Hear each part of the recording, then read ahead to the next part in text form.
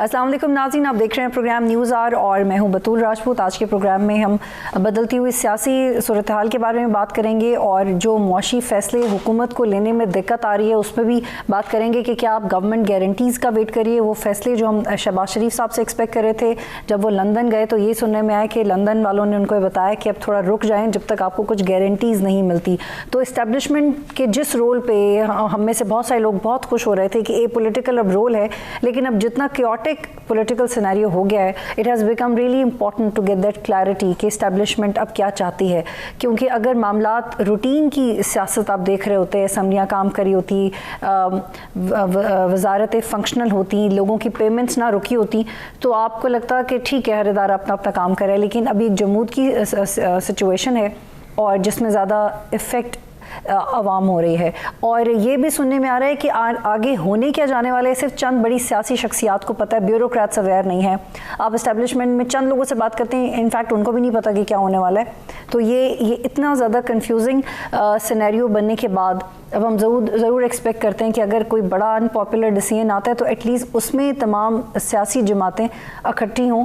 और कुछ लोग तो ये ख्वाब भी देख रहे हैं कि शायद PDM और PTI मिलके ही कुछ ऐसा नेशनल डायलॉग अरेंज कर लें जिस तरह की सूरत हाल इस वक्त मुल्क के अंदर है। जनरल अमजद शोएब साहब से मैं गुफ्तगू का आवाज़ करूँगी। जनरल साहब, इस्टेब्लिशमेंट और अदलिया के हवाले से जो इमरान खान की एक्सपेक्टेशन है वो एक जायज़ मुतालबा आपको नज़र आता है, या इस वक्त जो हुकूमत बरसरे इक़्तिदार है उसका मुतालबा आपको ज़्यादा जायज़ नज़र आता है कि अगर जितनी सपोर्ट इमरान खान को दी उसका आधा भी हमें मिल जाता तो हम ज़्यादा बेहतर कर सकते थे मुल्क के लिए? लेकिन मेरा ख्याल है ये बयानिया ही शुरू से गलत है कि उसका आधा मिल जाता है। मैं बड़ी दफ़ा सोचता हूँ और मेरा सवाल भी रहता है कि मसलन PMLN की गवर्नमेंट पीछे गुजरी, कोई एक ऐसी चीज वो बताएं जो वो करना चाह रहे थे और एस्टेब्लिशमेंट में नहीं करने। वो तो खुद साजिशों में मसरूफ रहे, कभी डॉन लीक कर दी, कभी कोई स्टेटमेंट दे दी, ऐसी कोई मलबा डाल दिया, अहमद मीर पे हुआ हमला तो इन पे मलबा डाल दिया। जब आप साजिशों में लगे रहेंगे तो फिर आप उनसे कंस्ट्रक्टिव काम तो ले नहीं सकते। आइन की हदूद में रहते हुए आइनी जिम्मेदारी जो कुछ भी एस्टेब्लिशमेंट की है वो कोई भी हुकूमत दे एस्टेब्लिशमेंट ना नहीं कर सकती। तो ये मेरा ख्याल है कि इस चीज को तो हमें नहीं छेड़ना चाहिए, ये बहाना है और गलत बात है। क्योंकि मुझे पता है कि मियाँ साहब आर्मी को बख्श नहीं सके बावजूद अपनी तमाम कोशिशों के। मुशर्रफ ने निकाला था उनको, लेकिन उनके अंदर जो जहर भर गया उसके बाद फौज के खिलाफ वो हर जगह उसको निकालते रहे। तो खास असल चीज ये है कि आज की हुकूमत जो कह रही है वो मुख्तलिफ है उससे बहुत जो मियाँ साहब करते हैं। लेकिन आज के हालात भी तो बहुत मुख्तलिफ हैं। पहले तो ये जी पहले तो ये सवाल पहले हालात ठीक ही थे, लेकिन वो अगर उधर गए हैं मिसाल के तौर पे उस वक्त धरने हुए ये चीजें जो हैं ये डिफ्यूज की जा सकती थी। धरना अगर वो 16 लोग जो माल्टा में मारे गए उनके अगर FIR वगैरह दर्ज हो जाती तो धरना होता ही ना, उसको कोई जवाब ही न रहता। इसी तरह अगर वो 4 सीटें वगैरह खोल देते, मकसद कहने की है कि अपनी हैंडलिंग में भी खराबी थी, बहरहाल वो गई बात गुजर चुकी। आज के जो हालात हैं वो डेफिनेटली मुश्किल है इकोनॉमी के, आपको लेकिन मुझे एक सवाल करने का मौका दें। आप थोड़ा माजी की बात करें। मैं चाह रही हूँ कि करंट पॉलिटिक्स में क्या एस्टेब्लिशमेंट का रोल होना चाहिए। वो पहले कह चुके हमें हमारा नाम ना ड्रैग करें पॉलिटिकल डिस्कशंस में, जलसों के अंदर हम ए पॉलिटिकल हैं। लेकिन मेरा आपसे सवाल ये कि क्या आप वो अफोर्ड कर सकते हैं ए पॉलिटिकल रहना? मेरा अपना अंदाजा है कि उनको ये पॉलिटिकल रहना चाहिए भी और हमें उनको इन्वॉल्व करना भी नहीं चाहिए। अगर वो कोई रोल अदा करने के लिए कुछ कहें भी तो हुकूमत को जान छुड़ानी चाहिए। उसकी बड़ी बुनियादी वजह है, जितना एस्टेब्लिशमेंट से कोई मशावरत ये करेंगे या कुछ भी होगा वो होगी बैकग्राउंड में, बैक चैनल्स पे, वो सामने नजर नहीं आएगी। लिहाजा जो फैसला यहाँ से अनाउंस होगा ये बेशक कहते रहे कि हमने एस्टेब्लिशमेंट पे कहने पे किया या उनसे पूछ के किया या मशावरत से किया, उसका बोझ इन्हीं के कंधों पे आए। लेकिन I am sorry to cut you general साहब, अब खबरें ये आ रही हैं कि मखलूत हुकूमत ये चाहती है कि इन एस्टेब्लिशमेंट से कुछ गारंटी मिले, उसके बाद वो सख्त फैसले करें। ये ना हो कि वो सख्त मुआशी फैसले भी करें, उनका ये इंप्रेशन भी बने PMLN का पर्टिकुलरली कि अब आवाम को रिलीफ भी नहीं दिया और एस्टेब्लिशमेंट की सपोर्ट भी नहीं है और आने वाले वक्त में अगर जो इलेक्शन जीतने के उनके चांसेस हैं वो भी मध्यम हो जाएंगे। ठीक है ना। जो पिछली गवर्नमेंट थी वो जो फैसले कर रही थी, जिसके ऊपर पीडीएम बड़ा वावेला मचाती थी कि महंगाई में लोगों को मार दिया, खुदकुशियां हो रही हैं, ये हो रहा वो हो रहा है, तो वो गवर्नमेंट खुद कर रही थी ना। जो पॉपुलर फैसले नहीं थे, जिनकी बुनियाद पे ये सारी पीडीएम ने अपनी मूवमेंट चलाई कि महंगाई इन्होंने बहुत कर दी है, मिसमैनेजमेंट है, मार दिया इन्होंने, तो उसका मलबा पीटीआई ने उठाया और यही पीडीएम का मुतालबा था कि जी पीटीआई जो है ये लेबर की है, नालायक हैं, घटिया हैं, ये है वो है। तो अब एस्टेब्लिशमेंट का सहारा मत नहीं, कानूनन ये किसी भी वजह से एस्टेब्लिशमेंट की गारंटी कोई वक्त नहीं रखती। इलेक्शन लड़ना है इन लोगों ने, सियासत जाके इन्होंने करनी है, और उसके नताइज जो आज ये करेंगे, नताइज इन्होंने फेस करने हैं जो आज हुकूमत में बैठे। लेकिन आपकी बात बिल्कुल ठीक है, लेकिन ये भी एक रियलिटी है कि आप उस एस्टेब्लिशमेंट वाले फैक्टर को नजरअंदाज नहीं कर सकते अपने कोई भी सियासी पॉलिसी बनाते हुए। और ये तो सोने पे सुहागा है कि एस्टेब्लिशमेंट अगर आपके साथ अगर तो ये एस्टेब्लिशमेंट के कंधों पे बैठ के हुकूमत में आए हैं तो फिर ये लाजमन नहीं कर सकेंगे नजरअंदाज, क्योंकि ये उनके मरहूने में ना चाहते उसकी तरफ देखें। लेकिन अगर ये अपनी ही पॉलिटिकल एक्टिविटी के जरिए हुकूमत में आए हैं तो एस्टेब्लिशमेंट की परवाह क्यों करते हैं? ठीक। आज एक सियासी अमल चल रहा है, मेरा नहीं ख्याल कि एस्टेब्लिशमेंट की दखलंदाजी को पीटीआई बर्दाश्त करेगी या कोई और पार्टी करेगी।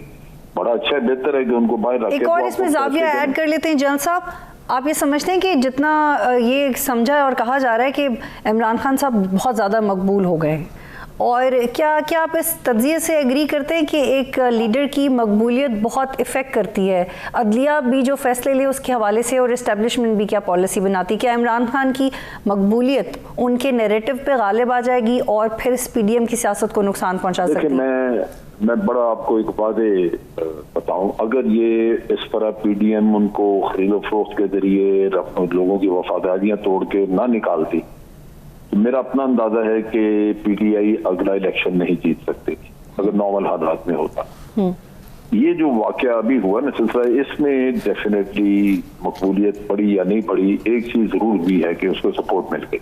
और मैं जब ये लोगों को सपोर्ट देखता हूँ तो उसमें पॉलिटिकल आइडियोलॉजी की बात लोग नहीं कर रहे।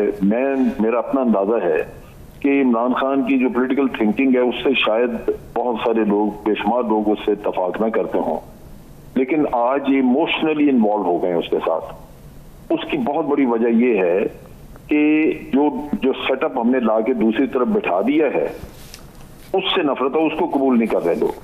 आगे होता था किसी एक पॉलिटिकल पार्टी की, वो तो आज तो आपने 3-4 खानदान इकट्ठे जो जिनके ऊपर सैकड़ों के हिसाब से मुकदमे हैं, जो बच्चा जानता है कि उन्होंने खा दिया मुल्क को, उनको इकट्ठा करके लाके एक जगह जब हमने बिठा दिया है तो उसकी वजह से रिपल्शन है, वरना इमरान खान इलेक्शन जीत नहीं सका। अगर इलेक्शन अगला होता अपनी मुद्दत पे तो मेरा नहीं ख्याल कि पीटीआई इलेक्शन जीत सकती थी, सवाल ही पैदा नहीं होता। ठीक है जान साहब, आर्टिकल 243 के तहत तो फौज भी एक ऐसा इदारा है जो मातहत आता है वजीर आजम की, तो ये जो मौजूदा सियासी सूरत हाल है इसमें अगर क्यास होता है, जैसे 25 से हमें एक पॉलिटिकल एक्टिविटी सड़कों पे नजर आएगी, तो उसमें आपकी एक्सपेक्टेशन क्या है? What should be the intelligent move from army establishment? ये है आर्टिकल 245 जिसके तहत आर्मी को इन्वॉल्व किया जाता है या उसको in aid of civil power हम देते हैं। उसमें उनके पास काफी सारी मैजिस्ट्रेरियल पावर भी चले जाती हैं, वो लोगों को सजाएं भी दे सकते हैं मौका पे। लेकिन मेरा बड़ा वास्ट तजर्बा है, मैंने इन चीजों को हैंडल किया हुआ है। आपके ट्रुप्स जो है वो अमूमन रिलक्टेंट होते हैं अपने लोगों पे फायर करने पे, क्योंकि आर्मी जो है उसका मोराल कायम रहता है अगर आपके अपने लोगों का सपोर्ट हो, और उनको जंग में सपोर्ट की जरूरत होती है। जुल्फकार अली भुट्टो के खिलाफ जब ये मूवमेंट चली थी, हमारे ट्रुप्स ने फायर करने से इनकार कर दिया, तो सिचुएशन बिगड़ गई, हाथ से निकल गई। तो मेरी राय ये है, मैं तो ये कहूंगा कि आपके पास रेंजर्स हैं, आप दूसरी जगहों से, दूसरे सूबों से FC भी मंगवा सकते हैं, आपके पास पुलिस है, दूसरे सूबों से भी आ सकती है। तो वसाइल बहुत हैं अगर आप इस्तेमाल करना चाहें, और आर्मी को ना इन्वॉल्व करें, जितना इनको बाहर रखें वो मुल्क के मुफाद में होगा, वो बेहतर होगा। इनको लाके अवाम के सामने खड़ा करने में, देखे ना पुलिस के पास डंडे होते हैं, कुछ और तो मार लेते हैं, इनके पास तो राइफल है, गोली है। लेकिन अगर इमरान खान आते हैं, इतने बंदे ले आते हैं कि निजाम मफलूज हो जाए, जो कि आमतौर पे इस्लामाबाद का तो खास तौर पे हो जाता है, तो फिर इस हुकूमत को अकल के नाखून लेने चाहिए, इनको इलेक्शन अनाउंस करना चाहिए। क्यों नहीं करेंगे? इलेक्शन को गलत चीज है, बुरी चीज है कोई, इनको चाहिए कि इलेक्शन अनाउंस कर दें।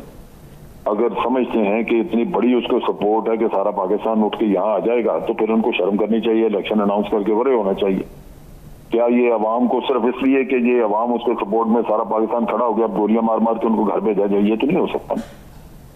लेकिन अच्छा, आपके ख्याल में अगर इमरान खान बहुत ज़्यादा कॉन्फिडेंट हैं तो वो इतने कॉन्फिडेंट क्यों हैं? देखिए, कॉन्फिडेंट तो मेरा अपना ख्याल है कि हुए इसी वजह से कि उनके जलसों वलसों में, एहतजाज में उनको सपोर्ट मिली है। कॉन्फिडेंस आप पब्लिक सपोर्ट की वजह से लेते हैं, वरना तो कॉन्फिडेंस और किस बात का आएगा उनको। मैंने जो देखा है उससे तो लगता यही है कि उनको सपोर्ट काफी ज्यादा मिली है। वो उसको इलेक्शन में ट्रांसफॉर्म कर सकते हैं, इलेक्शन उसकी बुनियाद पे जीत सकते हैं, यानी ये अलग बात है। लोग आते हैं, ये जरूरी नहीं होता कि जलसों में लाखों लोग आ जाएं और आप इलेक्शन भी जीत जाएं। ये कोई ऐसा बहुत दफा हुआ है कि जलसे जुलूसों में आपको बड़ी पब्लिक नजर आई, लेकिन इलेक्शन में आके वोटिंग प्रोसेस बिल्कुल टोटली डिफरेंट प्रोसेस है। तो वो हो सकता है कि वो इलेक्शन में उनको वो सक्सेस ना नजर मिले जो आज जलसों में नजर आए। लेकिन एट द सेम टाइम हम हुकूमत की तरफ से भी देखते हैं कि वो भी टस से मस नहीं हो रही। वो कहते हैं कि हम अपनी पॉलिसी के मुताबिक ही इलेक्शन अनाउंस करेंगे और गवर्नेंस बेहतर बनाएंगे। वो तो बजट प्लान कर रहे हैं। वो देखें ना, वो तो हरदर्मी वाली बात है। इलेक्शन तो एक प्रोसेस ऐसा है जो खुद वो डिमांड कर रहे थे इतने अरसे से। पीडीएम की सारी मूव यही थी कि जी ये सिलेक्टेड है, निकालें, इलेक्शन कराएं, ये करें, वो करें। तो अब आगे हुकूमत में बैठ गए तो ठीक है, फिर कम से कम जो सख्त फैसले हैं वो तो करें ना। आखिर गवर्नमेंट तो उन्होंने चलानी है। जब हुकूमत में बैठ गए तो अब ये तो नहीं कह सकते कि जी ये कोई गारंटी दे दे, कोई जिम्मेदारी ले ले। ठीक है, बहुत शुक्रिया जनरल रिटायर्ड अमजद शुएब साहब हमें प्रोग्राम में ज्वाइन करे थे। नाज़रीन, यहाँ पे एक ब्रेक लेते हैं, फिर वापस आते हैं।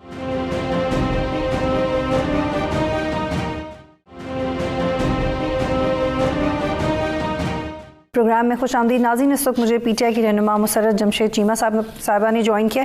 मुसर्रत साहिबा, आज भी इंसार अब्बासी साहब की एक स्टोरी है जिसमें उन्होंने उस्मान बुज़दार की हुकूमत में एक अनएक्सपेक्टेडली जो तब्दीलियाँ की गई हैं, 40 डिपार्टमेंट में 216 से ज़्यादा तब्दीलियाँ की गई, तबादले किए गए, ब्यूरोक्रेसी में तबादले किए गए। इससे पहले भी ऐसी स्टोरी सामने आती रही कि अल कादर मैनेजमेंट जो कि यूनिवर्सिटी क्लेम करती है वो पंजाब हायर एजुकेशन डिपार्टमेंट से रजिस्टर्ड नहीं है, और at the same time Usman Buzdar की हुकूमत ने इमरान खान को लैंड दिया नमल के लिए और उसके पैसे नहीं लिए इमरान खान से। तो इस तरह की स्टोरीज़ अब बहुत फ्रिक्वेंटली आपकी पार्टी के हवाले से सामने आ रही है। आप समझते हैं कि इससे आपकी साख मुतासर हो रही है? बिस्मिल्लाहिर्रहमानिर्रहीम, बहुत शुक्रिया। देखें, जो स्टोरीज होती है ना, और जो फेक और प्लांटेड और फैब्रिकेटेड स्टोरीज होती हैं, उससे किसी की भी साख मुतासर नहीं होती। साख मुतासर होने का खदशा उस वक्त होता है जब खुदा ना खास्ता किसी ने करप्शन की और जिसकी लंदन तो क्या पाकिस्तान में भी कोई जायदाद नहीं, कैलबरी फॉन्ट और फिर अपार्टमेंट्स हम रेंट पे लिए हुए हैं, और फिर उसके बाद उन अपार्टमेंट्स में आज भी नवाज शरीफ और उनका पूरा खानदान रह रहा है।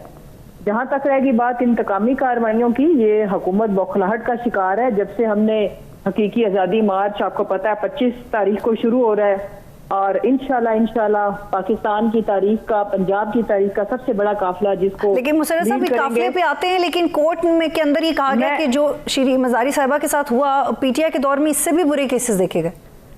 नहीं, मैं कंप्लीट कर लूँ ना। अब हमें ये क्या कर रहे हैं, अब मैं केसेस पे मैं लिंक करना चाह रही हूँ स्टोरी को, कि जब इनको ये पता है कि सुबह 7 बजे कज़ाफी स्टेडियम से ये लोग निकल रहे हैं, इस चीज की कॉल है, तो अब क्या कर रहे हैं, हमारे जलसे जुलूसों पे हमारे बिन मांगे हमें सिक्योरिटी दे रहे हैं, हरास कर रहे हैं, सिविल कपड़ों में ये अपने पुलिस के गुंडे भेज रहे हैं, और कभी टेलीफोन कॉल्स कर रहे हैं। तो मैं इनको बताना चाहती हूँ कि ये जो फैब्रिकेटेड किस्म की एक तो स्टोरीज, दूसरा ये जो ओछे हथकंडे हैं जो डॉक्टर शीरी मज़ारी साहिबा के साथ हुआ, पाकिस्तान का इंतहाई अफसोस तरीन वाकया कि वो एक टीचर, उन्होंने पाकिस्तान को सर्व किया। वो कोई मरियम नवाज जो झूठी खातून जो सारा वक्त झूठ बोलती है, इंतशार फैलाती है, उन जैसी तो उनकी नहीं थी पॉलिटिकल स्ट्रगल।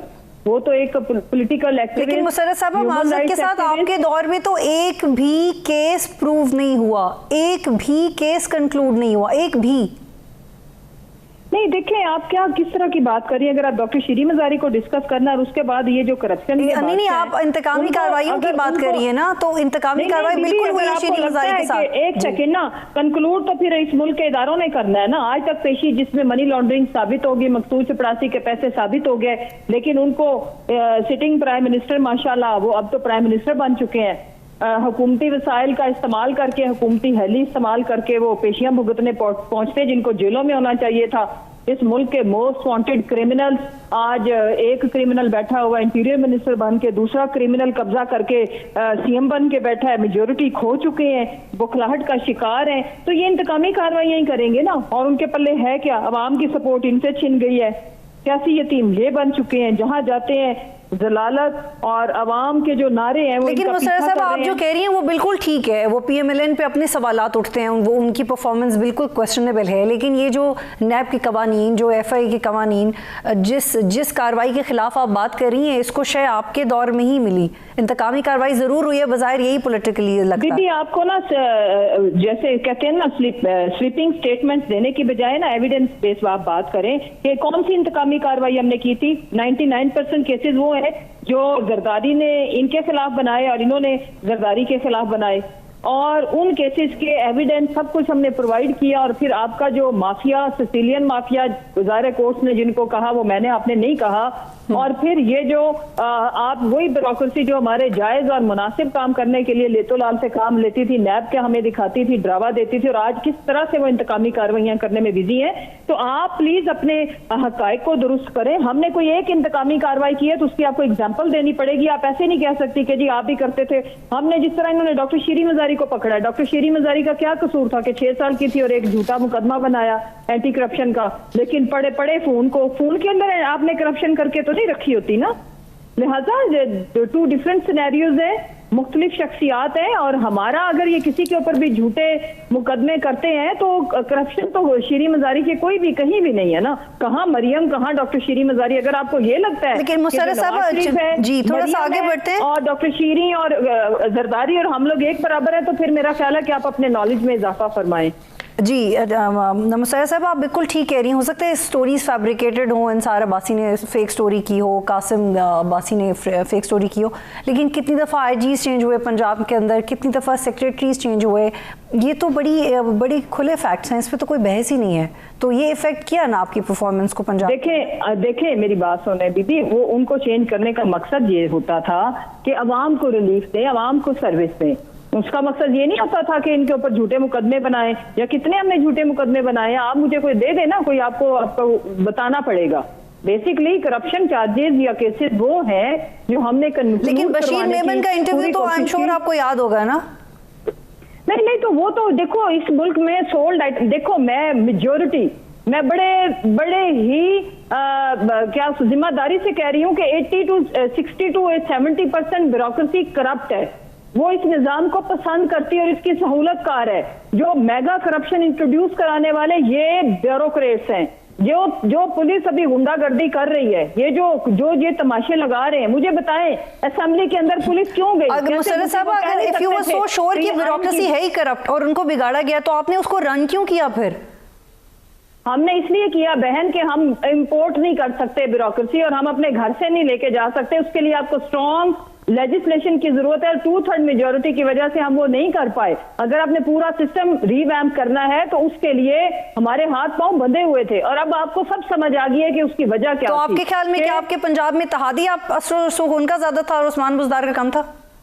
नहीं, हमारे इत्तेहादियों का तो था या नहीं, बहुत सारों का था जो इस मुल्क में डमी चेरी ब्लॉसम टाइप के वजीर आजम बिठा के और खुद रूल करना चाहते हैं, अपनी मर्जी की ट्रांसफर पोस्टिंग कराना चाहते हैं। और इनफैक्ट अनफॉर्चुनेटली इसी वजह से हकीकी आजादी की मूवमेंट हमने शुरू की है कि एक दफा ये मुल्क, ये जो गद्दार हैं, ये जो मीर जाफिर हैं, ये जो मीर सादिक है, इनसे हम मुल्क को आजाद करा लें। और उसमें फिर ये सारा तबका आता है जो भी इस करप्शन का, इस गंदे गले सड़े निजाम का जो बेनिफिशरी है, वो तमाम तबकात आते हैं। और इंशाल्लाह हम पूरी अपनी जान की बाजी लगा के अब इस मुल्क को जो यरगमाल बना के रखा हुआ है, ऑक्युपाइड बना के रखा हुआ है। तो अब आपके कहने का मतलब है कि मुशर्रफ साहबा के जितने भी लोग आपने तब्दील किए, जिनको भी कुर्सी से हटाया, और उनको हटाने के बाद जितने भी लोगों को आप लेके आए, वो सारे ही करप्ट थे, और वो ब्यूरोक्रेसी की करप्ट अपॉइंटमेंट की वजह से वो घर से ही करप्ट आए थे, जिसकी वजह से आप लोग परफॉर्म नहीं कर सके। This is what I understand from you.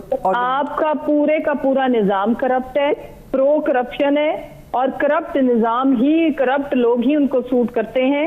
और मैंने सारे के सारे तो नहीं कहा, अगर आप सारे कह रही वैसे हैं तो तकरीबन जितनी मेजोरिटी जब होती है तो फिर लगता सारे ही है, लेकिन इसमें बड़े जबरदस्त लोग भी मौजूद हैं जो ईमानदार हैं।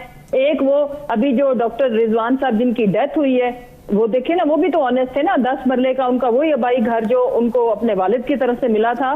जब आप हलाल तरीके से आप काम करते हैं तो फिर आपकी लाइफस्टाइल आपको लेकिन मुसर्रत साहबा, सुप्रीम कोर्ट का एक बाकायदा फैसला मौजूद है जिसमें ये कहा गया कि हुकूमत को पाबंद किया गया कि किसी भी ऑफिसर की मियाद पूरी हुए बगैर आप उसका ट्रांसफर या उसका तबादला नहीं कर सकते, लेकिन आप लोगों ने बार बार किया। How can you justify that? अब आपको प्रॉब्लम जो अभी ट्रांसफर पोस्टिंग हो रही है उसकी है या जो हम कर गए हैं उसकी? जो आप करके गए हैं मुझे जाती तौर पर तो फर्क नहीं पड़ता, लेकिन this is a very alarming fact कि 1100 से ज्यादा सेक्रेटरीज के बाद आपको अलार्मिंग फैक्ट आपको याद आया है। वो स्टोरी अभी आई ना सामने तो उसको डिस्कस कर रहे हैं। अच्छा ठीक है, स्टोरी आप डिस्कस कर रही हैं जी। बीबी, मैं ये बताना चाहती हूँ कि जो हमारे इंशाल्लाह नेक्स्ट प्राइम मिनिस्टर 2/3 मेजोरिटी के प्राइम मिनिस्टर, जब आवाम उनको 2/3 मेजोरिटी से अब लेके आ रही है, इंशाल्लाह लाएगी, तो आप देखिएगा कि हम किस तरह के रिफॉर्म्स करते हैं। हमें ये सिस्टम से क्यों निकाला गया? क्योंकि हम करप्ट निजाम को, करप्ट माफिया को, सिसिलियन माफिया को। लेकिन आपने वो रिफॉर्म्स अपने दौर में क्यों नहीं किए? बीबी, हमारे पास मेजोरिटी नहीं थी, हम कर नहीं सकते थे। मैं आपको बारहा अर्ज कर रही हूँ। लेकिन आपने ऑर्डिनेंसेस, जो प्रेसिडेंशियल ऑर्डिनेंस की पावर आपने जिस तरह से इस्तेमाल किया, आप जो चाहते हैं आप कर रहे थे। मेरी अर्ज सुने, जो मैं कहना चाह रही हूँ आप उसको प्लीज सुनने की कोशिश करें। 70 सालों में जो निजाम बना हुआ है, आपके कुछ कवानीन ऐसे हैं जो अंग्रेजों के जमाने में जब आजादी की मूवमेंट चलती थी तो हम मुसलमानों को जुल्म ढाने के लिए या कंट्रोल करने के लिए बनाए गए थे, वो आज के दिन तक चल रहे हैं। और अगर आप ये हमसे एक्सपेक्ट करती हैं कि 1 सदी पहले की चीजें और 72 साल चीजें आप 3.5 सालों में करें, तो मैं आपकी शुक्रगुजार हूं कि आपकी तवक्कुआत हमसे बहुत ज्यादा है। इंशाल्लाह हम उनको पूरा करेंगे। लेकिन मेरी तवक्कुआ आपसे और भी बढ़ गई है जब आपने ये कहा है कि आप हकीकी आजादी मार्च में कश्मीर भी आजाद करवा देंगे। ये करेंगे आप? मैंने ये कहा है कि पहले तो पाकिस्तान को आजाद कराना है, हम खुद तो आजाद हो जाएं। और कश्मीर का मुकदमा जिस तरह से हमने लड़ा है, मैं ऑक्युपाइड पाकिस्तान को कह रही हूँ। पाकिस्तान जहाँ पे, कश्मीर में क्या होता है? कश्मीर में कोई असेंबलियां फाल नहीं है, आपके मुल्क में भी नहीं है। कश्मीर में क्या होता है? कोई सीएम, कोई गवर्नर, आपको भी पता है कि वो कितना फाल है या क्या उनके हालात हैं। तो पाकिस्तान का सबसे बड़ा सूबा पंजाब, मेरी बहन उस पर नजर दौड़ाए। तो आप पाकिस्तान को ऑक्यूपाई पाकिस्तान कह रही है, पाकिस्तान को किसने ऑक्यूपाई किया हुआ है? हमारी तो आजाद फौज है। देखिए जी, मेरी अर्ज सुने, मैं आयन नहीं है यहाँ पे, आयन की इजारादारी नहीं है। जिस खित्ते में भी कानून नहीं होता या इम्प्लीमेंट नहीं हो रहा होता, पाकिस्तान 11। अच्छा मुसर्रत साहब, मेरा आपसे आखिरी सवाल है, प्लीज ये बताइएगा कि अब इमरान खान को एस्टैब्लिशमेंट की जरूरत क्यों पड़ी है? पहले तो वो कहते कि एस्टैब्लिशमेंट के न्यूट्रल तो जानवर होता है, अब वो क्यों कह रहे हैं कि अब आप न्यूट्रल ही रहिएगा? अब इसकी वजाहत करें। आप मुझे ना पहले जवाब कंप्लीट करने दिया करें। ये प्रोग्राम है, ये रैपिड फायर नहीं है, मेरा फिक्रा पूरा होने दिया करें। मैं ये कर रही हूँ कि जिन ममालिक के अंदर कानून नहीं होता, 11 करोड़ का सूबा है पंजाब, यहाँ पे सीएम अपनी मेजोरिटी खो चुका है और वो सीएम बन के बैठा हुआ है कब्जा करके। गवर्नर आईनी तौर पर उमर चीमा है, लेकिन कब्जा इन्होंने ब्यूरोक्रेसी और पुलिस के थ्रू, गुंडागर्दी के थ्रू ये करके बैठे हैं। दूसरी जो अहम बात है, हमने बिल्कुल ये कहा है कि इस मुल्क के लॉ एंड ऑर्डर जो कंट्रोल करते हैं इदारे, वो अदलिया हो चाहे इस्टेब्लिशमेंट हो, जाहिर है हमारी फोर्सेस भी हो, उनको चाहिए कि जहां कोई कानून तोड़े, वो कोई भी, हमारा आईनी और जमहूरी हक है आजादी मार्च करना। अच्छा मुसर्रत साहब, सॉरी, एक और सवाल, एक सवाल करने का इंटरप्ट करेगा, सुन लेना बीबी। अच्छा, अभी इस दफा तो हाथ में ले तो कानून को हरकत में आना चाहिए। अगर उस हमारे कानून में को हाथ में लिए बगैर अगर कानून ये लोग हमारे ऊपर ठीक है, बहुत शुक्रिया। तो फिर हम भी अपनी सारी जो भी हमारे पास आवाम की ताकत है उसको एक्सरसाइज। बहुत शुक्रिया मुसर्रत साहबा, मैं प्रोग्राम में ज्वाइन करी थी। नाज़रीन, एक ब्रेक लेते हैं, फिर वापस आते हैं।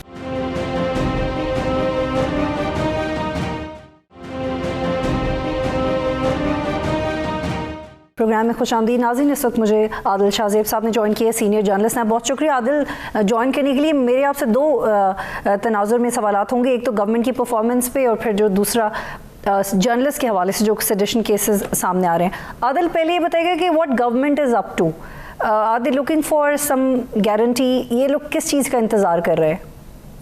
देखें, कल से तो जिस तरफ मामलात जा रहे हैं, तो एटलीस्ट हमें फिलहाल ये क्लैरिटी नजर आ रही है कि गवर्नमेंट और इत्तेहादी जो है इस बात पर मुत्तफिक हो चुके हैं कि टेन्योर पूरा करना है। इससे पहले भी उस पर मुतफिक हो चुके थे, लेकिन दरमियान में हमें फिर थोड़ी सी गैर यकीनी की सूरत हाल नजर आई जब राना साहब ने 2-3 इंटरव्यू दिए। अब वो बड़े अहम वजीर हैं, इंटीरियर मिनिस्टर हैं, अगर वो कहते हैं कि जी मुस्लिम लीग नून तो तैयार ही नहीं थी ये गन अपने सर लेने के लिए, तो ऐसे में फिर जरूरत इस बात की थी कि एक क्लैरिटी इसलिए आए क्योंकि देखिए इस वक्त जो सबसे अहम मामला है वो सियासत नहीं है। सियासत से बालातर होकर इन तमाम सियासी जमातों को सोचना होगा। जो हमारी मईशत है वो बिल्कुल इस वक्त वेंटिलेटर पे है, IMF के साथ मुज़ाकरात चल रहे हैं। अब IMF आप उस गवर्नमेंट के साथ प्रोग्राम में क्यों जाएगा जिसको खुद भी एक क्लैरिटी ना हो कि हमने टेन्योर पूरा करना है या हमने महीने डेढ़ में इलेक्शन में चले जाना है। तो एटलीस्ट ये थोड़ी सी एक सर्टेनिटी की तरफ मैं चीजें जाता देख रहा हूँ। मिफ्ता इस्माइल साहब चले गए हैं और जैसे ही अगर IMF के प्रोग्राम में चले जाते हैं और उसके बाद सऊदी अरब से और चाइना से फाइनेंशियल असिस्टेंस मिल जाती है, तो फिर मेरे ख्याल में ये जो 6 वीक की एक परफॉर्मेंस रही है, मैं परफॉर्मेंस तो नहीं कहूंगा, एक गैर यकीनी की सूरत हाल हमें नजर आई, इनडिसाइसिवनेस नजर आई इस गवर्नमेंट के एंड पे। मेरे ख्याल में अगले 2-3 दिन जब 25 को IMF का जब बाकायदा स्टेटमेंट वगैरह जारी हो जाएगी तो we will be in a position to say कि गवर्नमेंट किस तरफ जा रही है और आगे इन्होंने क्या करना है। लेकिन इसमें एक क्वेश्चन मार्क यहाँ पे ये है कि ठीक उसी दिन आपको पता है लॉन्ग मार्च जो है वो यहाँ पे पहुंच जाएगा। अब लॉन्ग मार्च यहाँ पे पहुंच जाएगा और खान साहब बैठने का ऐलान अगर कर देते हैं तो वो फिर एक सियासी गैर यकीनी की सूरत हाल तो हमें नजर आएगी, लेकिन फिर हमें एक्चुअली गवर्नमेंट की परफॉर्मेंस पता चलेगी कि एक तरफ वो इकोनॉमिकली क्या डिसीजंस लेते हैं और इमरान खान को किस तरीके से इस लॉन्ग मार्च को टैकल करते हैं कि उसका वो असर भी खत्म कर पाए। लेकिन अगर क्रैकडाउन हुआ और हालात खुदा न खास्ता सियासी अफरा तफरी की तरफ चले गए, अनारकी की तरफ चले गए, तो फिर गवर्नमेंट के लिए संभालना थोड़ा सा मुश्किल हो जाएगा। तो आई थिंक अगले जो 2 दिन हैं और ये भी मैं IMF के कॉन्टेक्स्ट में बात कर रहा हूं, देखिए आज इन्होंने इंटरेस्ट रेट मजीद बढ़ा दिया है, उससे ये होगा कि आप पर कर्जों का बोझ मजीद आपके गवर्नमेंट पर भी बढ़ेगा और जो ऑलरेडी बिजनेसेस हैं वो मजीद स्क्वीज हो जाएंगे। तो ये मामला कब तक चलता है? IMF से बात करके वो जब आते हैं तो इनको देखें पेट्रोल और डीजल पर सब्सिडी जो है वो फिलहाल तो शहबाज शरीफ उसको इनकार कर रहे हैं, असम्बली वो तो 3 दफा मुस्तरद कर चुके हैं कि ये हमने विड्रॉ नहीं करनी। लेकिन आखिरकार ग्रेजुअली आपको इसलिए करनी पड़ेगी कि पाकिस्तान जैसा मुल्क जो कि डिफॉल्ट होने के दहाने पे खड़ा है, ऐसी सब्सिडी जो है वो थर्ड वर्ल्ड कंट्रीज में बिल्कुल नामुमकिन सी बात है, क्योंकि आप पैसे कहां से लाएंगे? आज तो IMF से ले लें, फिलहाल सऊदी आपको दे देंगे। ठीक है आदिल, एक और बिल्कुल I got your point Adil. एक और मैं आपसे सवाल पूछना चाह रही हूँ। आपने एक बड़ी सेन ट्वीट भी की and I am really impressed by the point of view you have on these cases against particular journalist. आपने भी ये कहा कि एक एक्टिविस्ट और एक जर्नलिस्ट होने के दरमियान एक बड़ी थिन लाइन होती है जो आपको अंडरस्टैंड करनी चाहिए। अगर आप वो नहीं भी करते फिर भी आप ये डिज़र्व नहीं करते कि आपके खिलाफ मुकदमे बने। तो अब जो पिछले दौर में कुछ सहाफ़ियों के साथ हुआ, जो इस दौर में कुछ सहाफ़ियों के साथ हो रहा है, आपको नहीं लगता कि अब एक इज़हार यकजहती की ज़रूरत है? अब हमें खुद एक दूसरे के लिए आवाज़ उठाने की ज़रूरत है, क्योंकि अब तो पानी सर से गुजर गया है। कोई भी बचा हुआ नहीं है जो ये समझता है कि मैं अच्छा काम कर रहा हूँ वो भी नहीं, और जो नहीं समझता वो भी नहीं। देखें मेरी तो इस मामले में बड़ी क्लियर कट एक स्टांस है कि कल जो जर्नलिस्टों के साथ हो रहा था वो गलत था, और जो जर्नलिस्ट उस गलत काम को जस्टिफाई कर रहे थे वो उस वक्त गलती पर थे। आज अगर इनके साथ जो कुछ हो रहा है ये भी गलत हो रहा है, लेकिन बहुत सारे ऐसे जर्नलिस्ट देखें, आज अभी मुईद पीरजादा साहब हमारे बड़े सीनियर कोलीग हैं, उन्होंने आज जो एक इंटरव्यू दिया उनका क्लिप ऑलमोस्ट वायरल हो गया। वो अपनी गलती तस्लीम कर रहे हैं कि नवाज शरीफ को गिराने में उस वक्त अगर हमने किरदार अदा किया वो बिल्कुल गलत था। और यहीं पे मेरा वो स्टांस आ जाता है कि देखें एक्टिविज्म में और जर्नलिज्म में बड़ी एक थिन लाइन होती है। और इसमें देखें सिंपल सी एक मैं आपको और एग्जांपल देता हूं कि चंद दिन पहले जब इमरान खान साहब ने मरियम नवाज के खिलाफ जो जुबान इस्तेमाल की उसको बड़ा हार्शली हम सब ने क्रिटिसाइज किया, लेकिन अगले दिन फिर शेरी मजारी के साथ जो कुछ हुआ उसको भी उस तरह किया गया, हार्शली क्रिटिसाइज किया गया। लेकिन आप देखें कि कितने लोग आपको मिलेंगे जिन्होंने साइमल्टेनियसली इस दोनों इवेंट्स को क्रिटिसाइज किया। बहुत कम लोग, बड़े कम, बहुत कम लोग। तो उससे हमें प्रूफ ये होता है कि हम ये कोई प्रिंसिपल्स पे हम नहीं जा रहे, हम अपनी पर्सनल लाइक्स और डिसलाइक्स पे, कि अगर एक बंदा मुझे पसंद है या वो एक पर्टिकुलर पार्टी का एजेंडा आगे लेके जा रहा है या एक पार्टी का हिस्सा है, तो उसके साथ अगर गलत हुआ तो मैं कंडेम करूंगा। लेकिन अगर दूसरी जानिब वही गलत चीजें हो रही हैं तो वहां पे मैं खामोश हो जाता हूं। तो ये हम सहाफियों को भी आज सोचना होगा। और मुहीत पिरजादा साहब ने बड़ापन दिखाया कि देखें जी, उस वक्त हमने जो किया वो गलत था, आज जो कुछ हो रहा है अभी हमें समझ आई है। ठीक है, बहुत शुक्रिया, वेरी वैलिड पॉइंट, बहुत शुक्रिया। इस वक्त हमें खुद अपने लिए आवाज़ उठाने की ज़रूरत है, वरना हम लोग इसी तरह मिसयूज़ होते रहेंगे। प्रोग्राम देखने का शुक्रिया, अल्लाह हाफ़िज़।